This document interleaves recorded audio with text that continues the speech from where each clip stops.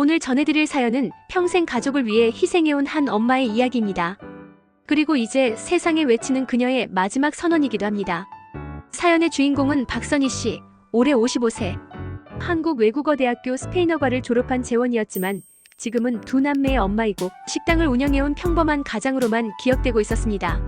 하지만 어느 날 유방암 진단을 받고 나서 그녀의 세계는 무너졌고 그 후로 보게 된 건 남편의 냉담함, 자식들의 외면, 그리고 30년 전 잃어버렸던 자기 자신이었습니다. 지금부터 그녀의 마지막이자 처음인 인생 이야기를 시작합니다. 1990년 한국외국어대학교 캠퍼스. 스페인어과 3학년 박선희는 그 누구보다 빛났습니다. 토익 950점, 스페인어 원어민 수준, 졸업 후에는 대기업, 해외 사업부나 외교부 진출을 꿈꾸던 당당한 여대생이었습니다. 시모 STS, MUI 빈 그라시어즈, 유창한 스페인어로 교수님과 대화하던 그녀를 보며 같은 과 남학생들은 모두 넋을 잃었습니다. 그 중에 김진수도 있었습니다. 진수는 경영학과 4학년, 수려한 외모에 입만 열면 그럴듯한 꿈을 늘어놓는 남자였습니다. 나는 사업가가 될 거야. 큰 사업 말이야. 너 같은 똑똑한 여자가 내 옆에 있어주면. 선희는 사랑에 빠졌습니다. 아니, 그의 비전에 빠졌습니다. 우리 둘이면 뭐든 할 수 있을 것 같아. 나는 해외 사업하고 당신은 통역이나 번역으로. 졸업 후 선희에게는 대기업 3곳에서 합격 통지가 왔습니다. 하지만 진수는 말했습니다. 결혼하면 회사 그만둬야 하는 거 아니야? 나는 전업주부 원해. 내가 충분히 벌 테니까. 1993년 25 박선희는 모든 꿈을 포기했습니다. 토익 성적표도 스페인어 자격증도 졸업장도 모두 장롱 깊숙이 넣어버렸습니다. 남편 밥 챙기고 애들 도시락 싸고 식당 문 열고 하루 12시간 서 있었어요. 그러면서도 가족 한마디 칭찬받으면 그게 그렇게 좋았어요. 하지만 이따금 마음 한구석에서 스페인어가 튀어나왔습니다. TV에서 월드컵 중계를 보다가 쿠펜테스티아이시오, 꽤 판타스티코 라고 저도 모르게 외쳤다가 남편이 그런 이상한 말 하지 말라고 핀잔을 주었습니다. 가끔 외국인 관광객이 식당에 오면 완벽한 영어로 메뉴를 설명해줬습니다. 손님들이 사장님 영어 정말 잘하시네요 라고 하면 남편은 아니야. 그냥 학교에서 배운 정도야. 별거 아니야 라고 깎아내렸습니다. 스페인 관광객이 와서 DNS 바에야? 라고 물었을 때 선희는 자연스럽게 로시엔토 노 테네모스 바에야, 빼로 테네모스 김치찌개께 S 무이 델리시오소로 라고 답했습니다. 관광객은 깜짝 놀라며 30분간 스페인어로 대화를 나눴고 한국에서 이렇게 완벽한 스페인어를 구사하는 분을 만날 줄 몰랐다며 감탄했습니다. 하지만 남편의 반응은 차가웠습니다. 손님들한테 괜히 오버하지 마. 그런 식으로 튀는 거 별로야. 선희는 그날 밤 30년 전 대학 시절 일기장을 꺼내 읽었습니다. 2000년에는 스페인 마드리드에서 일하고 싶다. 언젠가는 전 세계를 여행하며 다양한 언어로 사람들과 소통하고 싶다. 하지만 꿈은 그냥 꿈이었습니다. 다음 날도 그 다음 날도 새벽 5시에 일어나 시장에 가고 하루 종일 식당에서 일했습니다. 하지만 밖에서는 달랐습니다. 동네 사람들 앞에서는 우리 집사람이 워낙 일하는 걸 좋아해서 말이야. 나는 사장이니까 큰 그림만 그리고 있어. 골프장에서는 식당 장사. 내가 다 계획 세워서 시작한 거야. 사업가는 역시 머리로 하는 거지. 실제로는 메뉴 하나도 정하지 못했던 남편. 새벽 5시에 일어나 시장 가서 재료 고르고 밑반찬 만들고 테이블 닦고 설거지까지 모든 게 선희 씨의 몫이었습니다. 가끔 식당에 나타나서는 여보, 여기 계산서 좀 확인해봐 하며 마치 본인이 관리하는 것처럼 행동했습니다.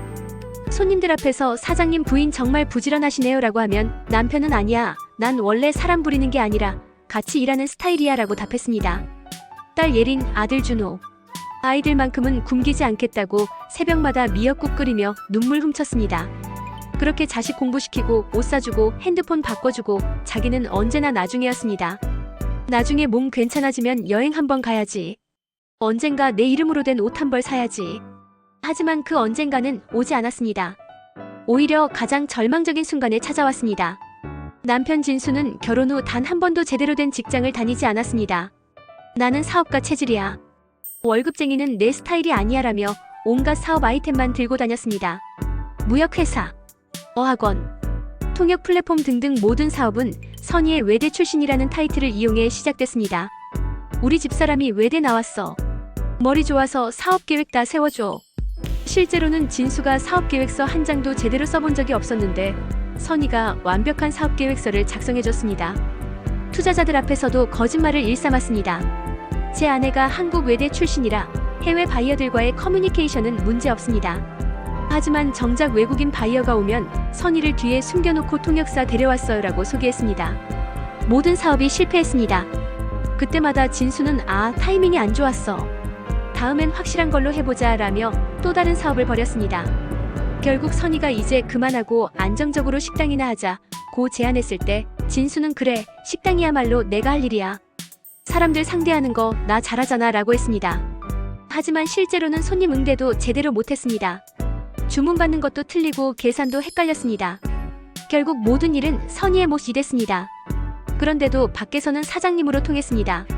우리 식당 맛있지? 내가 레시피 개발했어. 장사 잘 되는 자리 보는 눈이 있어야 해. 이 동네는 내가 점 찍어둔 거야. 30년 동안 외대 출신 아내의 능력을 착취하면서도 정작 선희에게는 집에서나 애들 키우고 있어. 나서지 마라고 했습니다. 가슴에 멍울을 처음 느낀 건 설거지하던 날이었습니다. 피곤해서 그런가 보다 넘겼고 3개월 후엔 한쪽 가슴이 아프고 붓기 시작했죠. 병원에서 돌아오는 길 손이 떨려서 핸들을 제대로 잡을 수 없었습니다. 결과는 유방암 3기. 그 순간 30년간 잊고 살았던 기억이 쏟아졌습니다. 외대 졸업식 날 교수님이 해주셨던 말씀. 선희 학생, 당신은 세상 어디든 갈 수 있는 날개를 가졌어요. 그 날개를 꼭 펼치세요. 차 안에서 30년 만에 스페인어로 혼잣말을 했습니다. 에스토이 무이 아수스타다. 땡고 미에도. 너무 무서워. 두려워. 남편에게 말했더니 그는 눈 하나 깜짝하지 않았습니다. 그러게 진작 병원 좀 가지 그랬냐? 그 치료 다 받으면 얼마나 깨질지 알아? 어차피 당신 나이도 있는데 너무 욕심내지 마라. 가장 화가 났던 건 그 다음 말이었습니다. 외대 나왔다고 뭐가 달라? 결국 식당에서 설거지하는 거 아니야? 병 걸린 것도 공부 많이 해서 그런 거 아니야? 30년간 묻어뒀던 분노가 터져나왔습니다. 당신이 사업 망칠 때마다 누가 사업계획서 써줬는데요? 외국인 바이어 올 때마다 누가 통역해줬는데요? 그래봤자 지금 뭐하고 있어? 식당 일이나 하고 있잖아.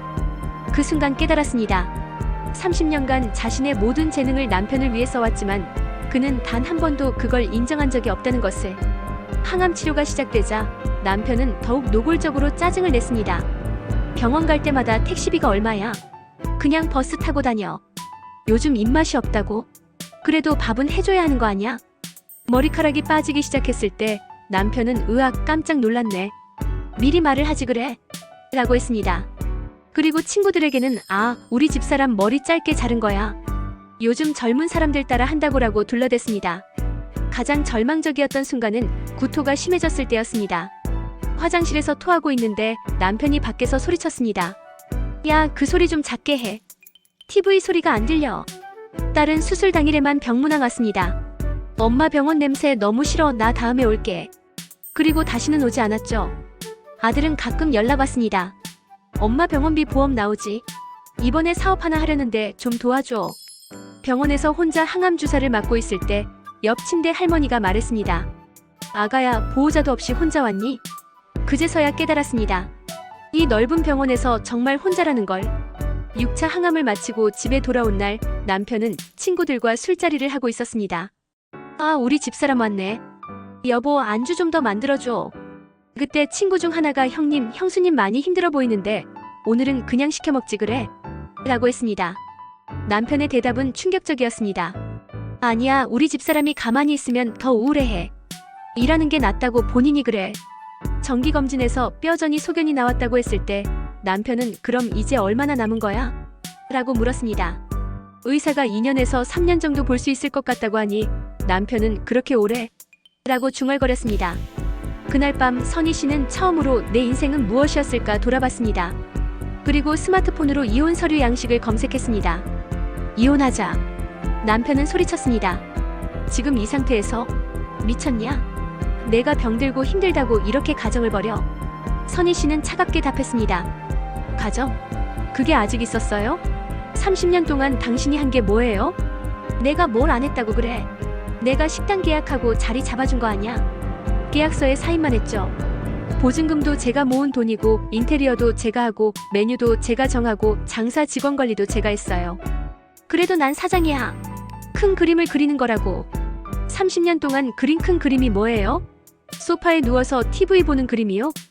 변호사 사무실에서 재산분할 서류를 작성하며 선희 씨는 모든 재산을 정확히 반으로 나누어 달라고 했습니다.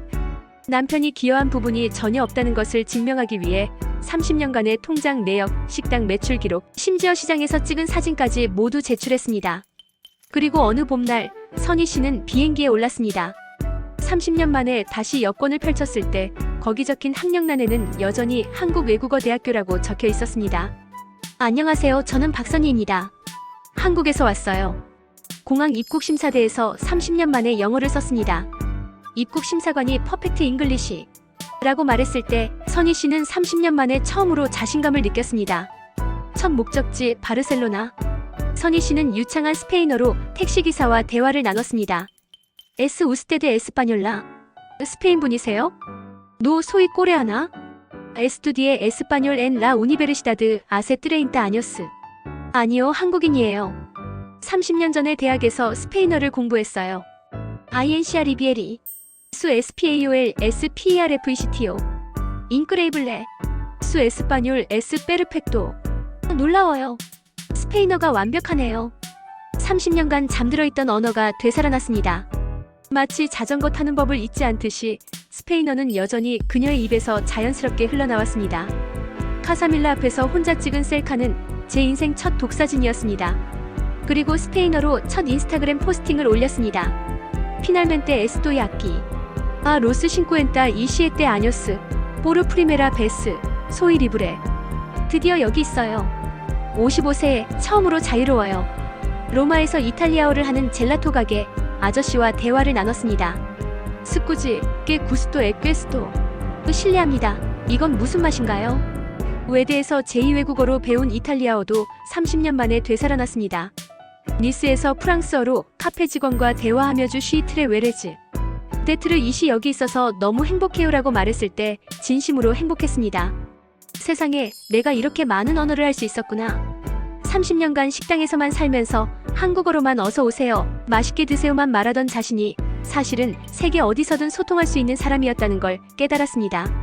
아이슬란드 오로라 투어에서 60대 독일 여성 게르다를 만났습니다. 그녀도 암 생존자였고 남편을 떠나 세계 여행을 하고 있었습니다. 선희 씨도 독일어로 답했습니다. 외대에서 배운 독일어도 여전히 기억하고 있었습니다. 당신은 왜 이제서야 시작했나요? 라고 게르다가 물었습니다. 이제서야 나를 찾았거든요. 30년 동안 나는 잊고 살았어요. 게르다는 웃으며 답했습니다. 늦었다고 생각하지 마세요. 우리 같은 여자들 진짜 인생은 지금부터예요. 크루즈에서 만난 70대 미국 할머니 메리는 이렇게 말했습니다. 허니, 나는 75세에 처음으로 스쿠버 다이빙을 배웠어. 바닷속에서 처음으로 내가 살아있다는 걸 느꼈지. 선희 씨도 스쿠버 다이빙을 배웠습니다. 바닷속에서 아, 이렇게 조용하고 평화로운 곳이 있었구나라고 생각했습니다. 30년간 시끄러운 식당에서 살았는데 처음으로 진짜 평화를 만났습니다. 한 달 전 딸에게 메시지가 왔습니다. 엄마, 그땐 내가 철이 없었어. 정말 미안해. 지금이라도 엄마 곁에 있고 싶어. 아들은 영상통화를 걸어왔습니다. 엄마 진짜 보고 싶어. 이번엔 제대로 할게. 병원비도 내가 다 낼게. 남편은 변호사를 통해 연락을 보냈습니다. 다시 생각해보자. 내가 잘못했다. 식당도 당신 이름으로 다시 해주겠다. 하지만 선희 씨는 답하지 않았습니다. 너무 늦었기 때문입니다. 30년간 무시당하고 이용당하고 존재를 인정받지 못했던 시간들. 그 시간들은 돌아오지 않습니다. 지금 선희 씨는 포르투갈 작은 마을에 머물고 있습니다. 매일 아침 바다를 보며 커피를 마시고 현지 할머니들과 함께 포르투갈어로 대화하며 요리를 배우고 있습니다. 이제 포르투갈어도 자연스럽게 구사합니다. 한국 외대 나온 게 헛되지 않았구나. 55세에 깨닫는 진실이었습니다. 언어는 사라지지 않았습니다. 30년간 잠들어 있었을 뿐이었습니다. 현지 사람들은 선희 씨를 프로페소라 써니 선생님라고 부릅니다. 한국어를 배우고 싶어하는 포르투갈 젊은이들에게 한국어를 가르치고 있기 때문입니다. 처음으로 제 전공을 살리고 있어요. 55세에 처음으로 언어 선생님이 되었습니다. 30년 전 꿈꿨던 언어로 세상과 소통하는 일을 드디어 하고 있습니다. 새로운 삶에 감사해요. 매일 밤 일기에 포르투갈어로 적는 문장입니다. 여러분, 혹시 지금 이 이야기를 들으며 눈물을 닦고 계신 분이 있다면 그건 아마 당신의 마음도 울고 있기 때문일 겁니다. 누구보다 참고 희생하고 기다려온 당신. 이제는 당신 자신을 위해 살아도 됩니다. 죽음을 앞두고 저는 처음으로 진짜 삶을 살고 있다고 느낍니다. 30년간 남편의 허세를 받쳐주고 아이들의 ATM이 되고 모든 사람의 뒤에서 그림자처럼 살았던 저는 이제 없습니다.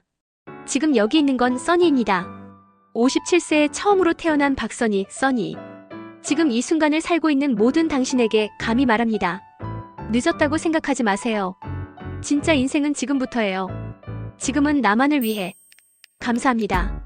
후기 선희 씨는 현재 포르투갈에서 작은 언어학교를 운영하며 전 세계 여성들에게 잃어버린 자신을 찾는 여행을 안내하고 있습니다. 그녀의 이야기는 계속되고 있습니다.